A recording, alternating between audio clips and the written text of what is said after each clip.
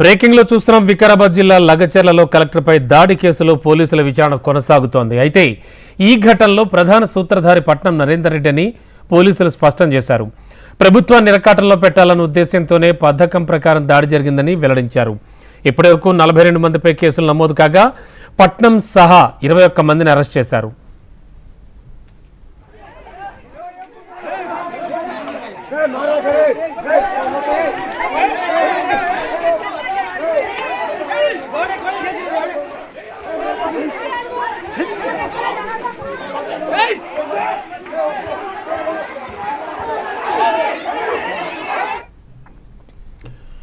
వికారాబాద్ జిల్లా లగచెర్లలో కలెక్టర్పై దాడి కేసులో పోలీసుల విచారణ కొనసాగుతోంది. అయితే ఈ ఘటనలో ప్రధాన సూత్రధారి పట్నం నరేందర్ రెడ్డి అని పోలీసులు స్పష్టం చేశారు.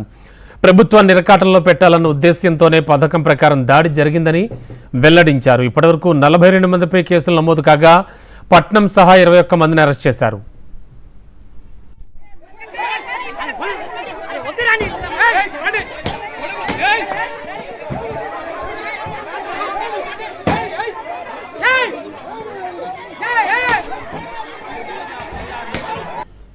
బ్రేకింగ్ లో చూస్తున్నాం. వికారాబాద్ జిల్లా లగచెర్లలో కలెక్టర్పై దాడి కేసులో పోలీసుల విచారణ కొనసాగుతోంది. అయితే ఈ ఘటనలో ప్రధాన సూత్రధారి పట్నం నరేందర్ రెడ్డి అని పోలీసులు స్పష్టం చేశారు. ప్రభుత్వాన్ని ఇరకాటంలో పెట్టాలన్న ఉద్దేశంతోనే పథకం ప్రకారం దాడి జరిగిందని వెల్లడించారు.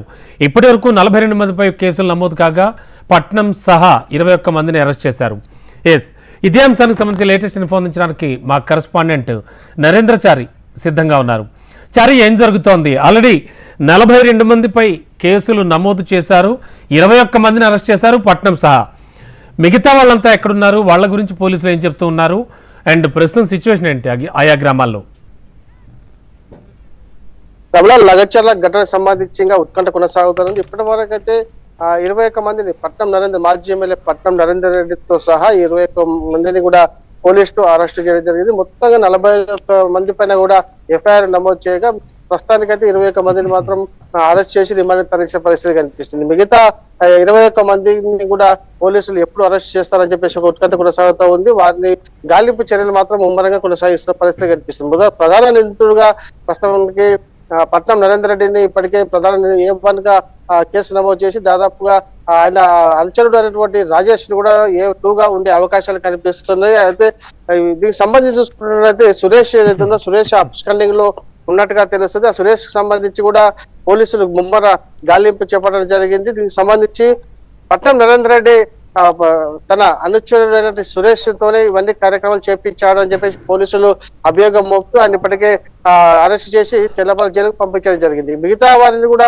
ఈ రోజు రేపు అరెస్ట్ చేసేందుకు రంగం సిద్ధం చేస్తున్న పరిస్థితి కనిపిస్తుంది. అయితే గ్రామాలన్నీ కూడా ప్రస్తుతానికి పోలీసులు ఎప్పుడు వచ్చి తమ గ్రామాల్లో సోదాలు నిర్వహిస్తారు, ఎప్పటికీ కూడా తమ ఇళ్లలో ఉన్న వారిని పట్టుకువెళ్తారన్న భయంతో ఇప్పటికే వాళ్ళు గ్రామాల ప్రజలు ఆందోళన వ్యక్తం చేస్తూ కంటి మీద కునుకు లేకుండా నిద్రాహారాన్ని మాని కూడా వారు బిక్కుబిక్కుమంటూ కాలం వెల్లడిస్తున్న పరిస్థితి కనిపిస్తుంది. ఈ సంఘటన చూసుకున్నట్లయితే లఘుచర్ల సంఘటన ఒక రాజకీయ రంగు పులుముకుందని చెప్ప తప్పదు. ఇప్పటి వరకు అయితే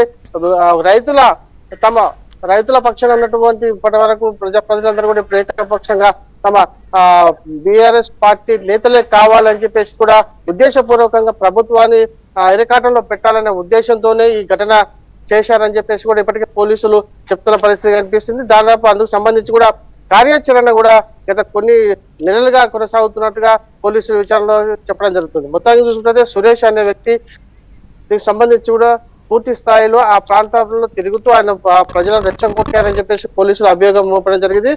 ప్రధానంగా ఇప్పుడు జరుగుతున్నటువంటి పట్నం నరేందర్ రెడ్డితో దాదాపు 42 సార్లు ఆయన ఫోన్ కాల్లో మాట్లాడి ఇవన్నిటి కూడా పూర్తి స్థాయిలో ఆందోళన రేకెత్తిస్తే ఫార్మా కంపెనీకి సంబంధించి కూడా అక్కడ రద్దు అవుతుంది. దీంతో ప్రభుత్వం కూడా పూర్తిగా బ్లేమ్ అవుతుందన్న ఉద్దేశంతో జరిగిందని చెప్పి పోలీసులు చెప్తున్న పరిస్థితి. ఏదేమైనప్పటికీ రైతులు మాత్రం పూర్తిగా ఇక్కడ ఇరకాటంలో పడే పరిస్థితి కనిపిస్తుంది. ఫార్మా కంపెనీ వద్దంటూ రైతులు మొరపెట్టుకుంటున్నప్పటికీ ఈ ఘటనతో ఒకసారిగా ఫార్మా కంపెనీకి సంబంధించి కూడా రాజకీయ రంగం ములుపుకుంది. ఈ పరిణామాలు ఎలా ఉండబోతాయన్న ఉత్కంఠ మాత్రం సర్వత్రా ఆయా దాదాపు 6 గ్రామాల ప్రజలు కూడా బిక్కుబిక్కుమంటూ కాలం వెల్లదీస్తున్న పరిస్థితి కనిపిస్తుంది. ఏదేమైనప్పటికీ ఈ మిగతా 21 మందిని కూడా ఎప్పుడు అరెస్ట్ చేస్తారు అని చెప్పేసి ఆయా గ్రామాల ప్రజలు కూడా ఆందోళనలో కాలం వెల్లదీస్తున్న పరిస్థితి కనిపిస్తుంది. రమణ, ఓకే, ముఖ్యంగా నిన్న కూడా బీఆర్ఎస్ వర్కింగ్ ప్రెసిడెంట్ కేటీఆర్ ను సైతం అరెస్ట్ చేస్తారు దేశీయులు అనేటువంటి ఒక ప్రోపగండా అయితే జరిగింది. సరే,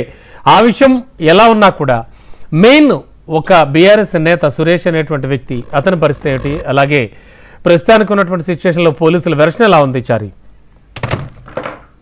రమణ, ప్రస్తుతానికైతే సురేష్ ప్రధానంగా ఆ ప్రాంతంలో ఉన్నటువంటి 5-6 గ్రామాలకు సంబంధించి కూడా ప్రజలను, రైతులను రెచ్చగొట్టారనేది ప్రధాన అభియోగం. దీనికి సంబంధించి పోలీసులు చెప్తున్న వర్షన్. అయితే పట్నం నరేందర్ రెడ్డి కేటీఆర్ ఆదేశాల మేరకే పట్నం నరేందర్ రెడ్డి సురేష్ అనే వ్యక్తిని కూడా అక్కడ రంగంలోకి దింపి ఈ కార్యక్రమణ మొత్తం రూపొందించారని చెప్పేసి ఇప్పటికే పట్నం నరేందర్ రెడ్డి పైన అభియోగం మోపి నన్ను రిమాండ్ కూడా చేసిన పరిస్థితి కనిపిస్తుంది. అయితే సురేష్ అనే వ్యక్తి పరారీలో ఉన్నారు. ఆ సురేష్ పైన ఏ2 ఏ3 ఏ కేసు పెడతారో అనేది మాత్రం ఇప్పటికీ పోలీసులు స్పష్టత లేదు. దాదాపు సురేష్ కోసం మాత్రం ముమ్మరంగా గాలి చేపట్టిన పరిస్థితి కనిపిస్తుంది. మొత్తానికి చూసుకుంటే ఇవన్నీ కూడా ప్రభుత్వాన్ని ఇరకాటంలో పెట్టాలి, ప్రభుత్వాన్ని బ్లేమ్ చేయాలనే ఉద్దేశంతో జరిగిందిగా పోలీసులు కరాఖండిగా తేల్చి చెప్తున్న పరిస్థితి కనిపిస్తుంది. అంతేకాకుండా బీఆర్ఎస్ నేతలను కూడా మరికొంతమందిని కూడా అరెస్ట్ చేసే అవకాశాలు ఉన్నట్టుగా తెలుస్తుంది. దాదాపు ఇప్పటి వరకు అయితే సురేష్ అనే వ్యక్తి ఎవరైతే ఉన్నారో ప్రధానంగా పట్నం నరేందర్ రెడ్డికి ముఖ్య అనుచరుడు. ఆయన దాదాపు ఈ వారం 15 రోజుల నుంచే దాదాపు 42 సార్లు ఫోన్ కాల్ మాట్లాడినట్టుగా తెలుస్తుంది. ఆ ఫోన్ కాల్ ఆధారంగా పట్నం నరేందర్ రెడ్డిని అరెస్ట్ చేసి రిమాండ్ చేయడం జరిగింది. ఇప్పుడు సురేష్ ఫోన్ కూడా లభిస్తే, సురేష్ గారిని అదుపులోకి వస్తే ఇంకా ఎవరెవరితో మాట్లాడారు, వాళ్ళకి సంబంధించిన కాంటాక్ట్స్ ఏంటి అనే దానిపైన కూడా పోలీసులు ఆరాధిస్తున్నారు. సురేష్ కనుక పోలీసులు లభిస్తే దీనికి సంబంధించిన మరికొంత పైన కూడా కేసులు పెట్టే అవకాశాలు పుష్కలంగా కనిపిస్తున్నాయి. Ramana, okay, thank you Chari.